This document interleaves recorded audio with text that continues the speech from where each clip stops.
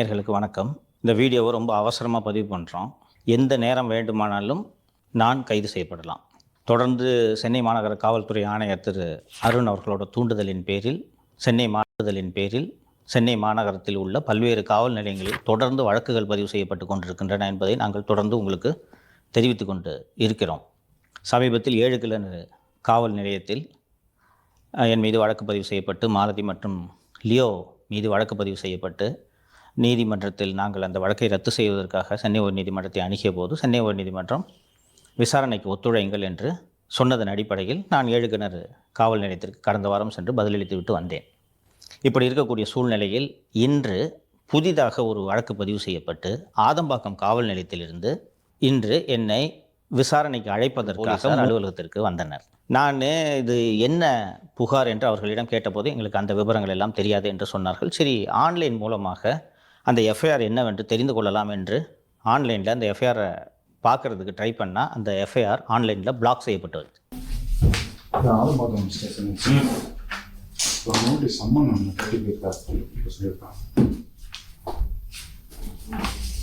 FIR copy இருக்கா?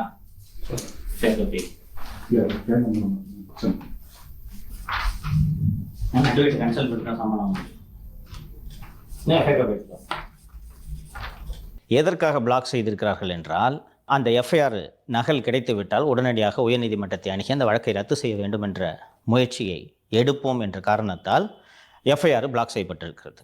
சரி sir, நீங்கள் எஃப்ஐஆர் காப்பி கொடுக்கலன்னா நான் சம்மனை வாங்க முடியாது என்று அந்த காவல்துறையிடம் தெரிவித்ததும் அவர்கள் இங்கே அமர்ந்து நாங்கள் உயரதிகாரிகளிடம் தெளிவு பெற்ற பிறகுதான் போவோம் என்று சொல்கிறார்கள்.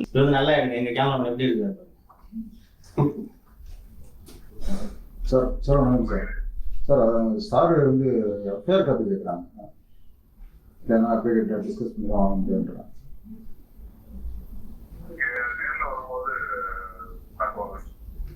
ஹலோ, ஆமாம் ஆமாம் ஆமாம் டிஸ்கஸ் பண்ணி வாங்க. இல்லை, ஆதம்பாக்கம் புதுசு. சரி. ஆமாம், ப்ராபப்ளி நான் இது எஃப்ஐஆர் காப்பி கொடுங்க, அப்போ தான் சம்மன் ஆகுவேன்னு சொல்லிட்டேன் நான். சரியா, பார்க்கலாம். தேங்க்யூ. இல்லை, கொடுத்தா தான் சார் அவங்க. அதான் சார், இப்போ நேரில் வரவங்க தான் எஃப்ஐஆர் கொடுக்கணும். நீ சம்மன் கொடுத்தவங்க எல்லாம் சம்மன் ஆக மாட்டேன். சொல்லுங்கள் சார். அதான் சார், இப்போ எஃப்ஐஆர் காப்பி கொடுத்தா வாங்குறேன், அப்படி இல்லைன்னா வாங்க மாட்டேன் அப்படின்றாங்க சார்.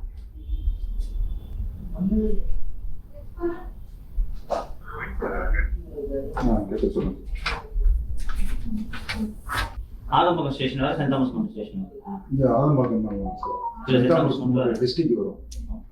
நம்பர் 311. ஆமாம் சார்.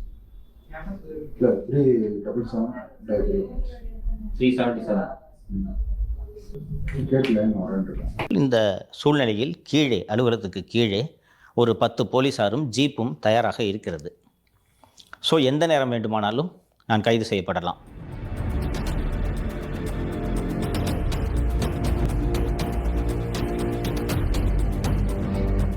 நான் திடீர்னு சொல்லாமல் கொள்ளாமல் நிறுத்திட்டு போயிட்டா நீங்கள் தேடுவீர்கள் என்று உங்களுக்கு தெரியும். இப்போது நான் கைது செய்யப்பட்டால் குறைந்தது வெளியே வருவதற்கு 3 முதல் 6 மாதங்கள் ஆகும் என்பதை நான் இப்போதே சொல்லிக் கொள்கிறேன். ஏனென்றால் இதுவரை எனக்கு வந்திருக்கக்கூடிய தகவலின்படி 20 வழக்குகள் சென்னை மாநகர காவல்துறையால் பதிவு செய்யப்பட்டு நிலுவையில் இருக்கின்றன. அந்த ஒவ்வொரு வழக்கிலையும் நான் ரிமாண்ட் செய்யப்பட்டு அதற்கு ஜாமீன் பெற்று அதுக்கு ஷூரிட்டி நிப்பாட்டி இந்த ப்ராசஸ் எல்லாம் முடிஞ்சு நான் வெளியில் வர்றதுக்கு 6 மாதம் ஆகிவிடும். தேர்தல் சமயத்தில் நான் இங்கே இருக்க மாட்டேன். இந்த விஷயத்தை நேயர்களாகிய உங்களோடு பகிர்ந்து கொள்ள வேண்டியது எனது கடமை என்பதால் நான் இதை உங்களுக்கு பகிர்ந்து கொள்கிறேன். நடக்கிற விஷயம் உங்களுக்கே தெரியும். நல்ல முடிவை எடுப்பீர்கள் என்று நான் நம்புகிறேன். நன்றி.